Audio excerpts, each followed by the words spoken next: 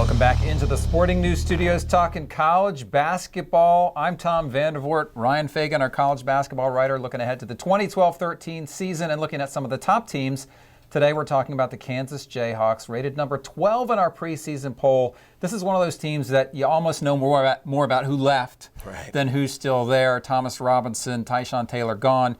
And that seems, particularly with Taylor gone, that Elijah Johnson now is going to have a much bigger role with this team. Right. Elijah Johnson, Travis Relaford, and Jeff Withey. Those are the three guys that are back that have that veteran leadership, which is going to be important because this is a Kansas team that has so much unknown about it. They have so many talented freshmen coming in that are going to make an impact, but you're not quite sure how it's going to happen. And it's up to guys like Elijah Johnson and Relaford to really lead them into them, show them what it's like to be a Kansas basketball player. And part of that's dealing with the expectations. And Bill Self certainly had a ton of success there after Roy Williams left. He came in and just carried right along.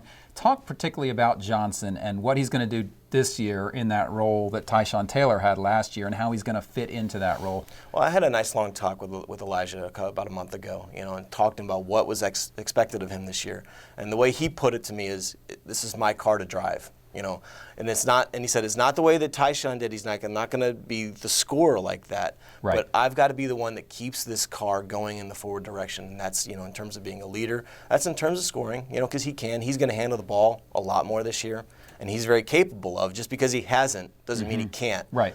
So I think that's part of the role, and it's getting the newcomers like Ben McLemore to make sure that they're committed to defense. And that's one thing that Elijah told me about McLemore. He's like, he's going to score. I know he's going to do that. Nobody doubts that. Right. I want to see him going all in on defense like the rest of us veteran guys have learned how to do.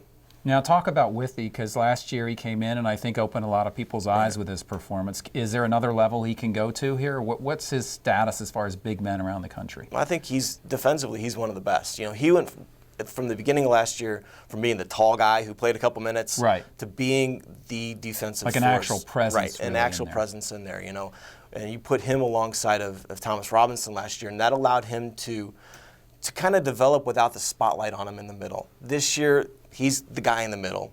He's going to be asked to score a little bit more.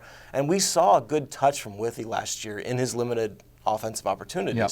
And I think that kind of showed he's ready to take on a little bit more of that responsibility on the inside. Now, you said there's a lot unknown about this Kansas team. But the talent level is obviously going to be there. So what are some of the hurdles that this team's going to have to overcome to have that success they're used to? It's just a matter of the freshmen kind of getting adjusted to the college level, And Ben McLemore is the guy everyone's talking about. Some people are putting him on, preseason All-American teams, all freshman teams. And the advantage he has is he was a partial qualifier last year, which meant he was around the team. So he's practicing the entire with year. them. He was practicing with them. He, as much as any freshman in the country, has a chance to make a seamless transition.